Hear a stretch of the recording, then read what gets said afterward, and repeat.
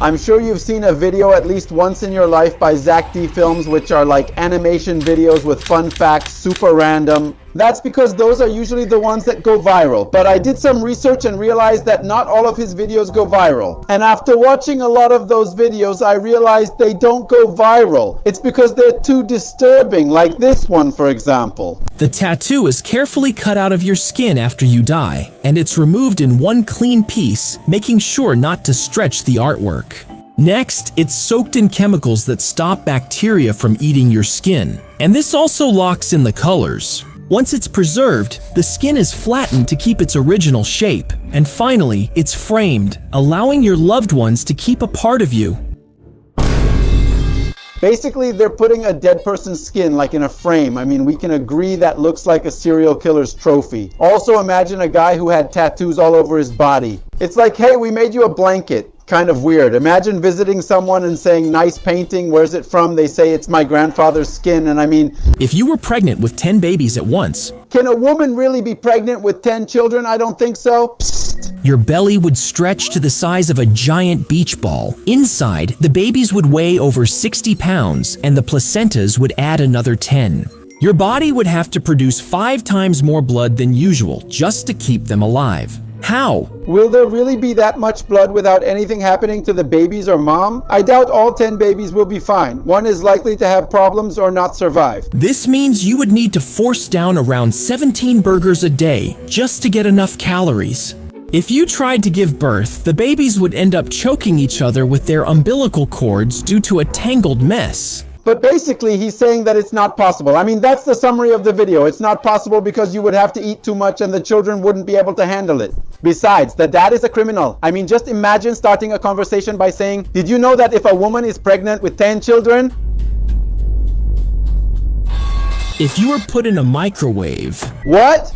But that's not even possible. I mean, get me a human-sized microwave because you're showing me a tiny one. No human can fit in there, man. The water molecules in your body would heat up because of the radiation being beamed at you. Your skin would start to burn and blister, and you'd quickly go blind. Your organs would boil and then break open, causing internal bleeding, and gas pockets in your digestive system would expand until your stomach burst. Within just a few minutes, your body would be destroyed and you'd be cooked from the inside out. How did this guy even come up with this idea? Was he just in the shower thinking, what if I made a video about what would happen if a human were inside a microwave? Basically, you can survive inside a microwave as long as it's not turned on, but the short answer is no, you can't survive inside a microwave. I mean, he could have spared us all those scary and disturbing animations by just saying, no, look, it's not possible, that's it. They stuffed sawdust into her limbs and made her skin out of swan skin. You see, a man had paid a doll maker to build an exact replica of his ex. He asked for soft layers under the skin to feel like real flesh. What? What do you mean real flesh? I mean, why would he want it to feel like real flesh? I mean, hopefully it's because he wants to hug her and wants to feel her better. No, just kidding. That's for something else. I mean, no. And a mouth that opened. Is he saying the doll should have an open mouth? I mean, no, come on. We all know what he's gonna use that doll for. And he even requested real hair to be sewn into the doll. Now, when it finally arrived, it looked nothing like her, but he kept it anyway. It was like, well, since there was no other option, Oscar, just go for it. He dressed it in her clothes, placed it on the couch, and took it to parties. Come on, but just think about that party. It's a little weird for someone to be dancing with a doll. I mean, I repeat, a doll. But after several months, he beheaded the doll before smashing it with bottles of wine. No. I mean, why would someone want a replica doll of their ex? Besides, after what we both know is going to happen with that doll, just imagine the smell. I mean, I guess he bathed it or something, right? But even so, I mean, the smell is going to be disgusting. Your eyes could pop out of their sockets if you hit your head during a car accident. The traumatic blow causes bleeding inside the socket, which builds up behind the eye. As it continues to bleed, it increases the pressure until it forces the eyeball forward, causing them to bulge out of your head. Doctors must act fast to put your eyes back in and save your vision. No, I could almost feel the pain from the doctor putting his eyes back in just like that. Boom, ugh. Also, I can't tell if I'm more scared of a car accident or having this face forever. But also, if the video has to do with the eyes, or if they put that mouth on him, I mean, that mouth, what does it have to do with anything? I mean, what was the need for that? That mouth. The moral of the story is, try not to get into car accidents because you can control them, right? Well, obviously. If everyone on Earth clipped... Oh, now I feel weird. It's just, If everyone on Earth clipped their toenails and threw them into the ocean, you might think they'd float and blanket a huge area. But toenails don't actually float, so they would pile up at the bottom of the ocean. As over 82 billion clippings rained down, it would choke fish and smother the seafloor until a massive pile broke through the surface.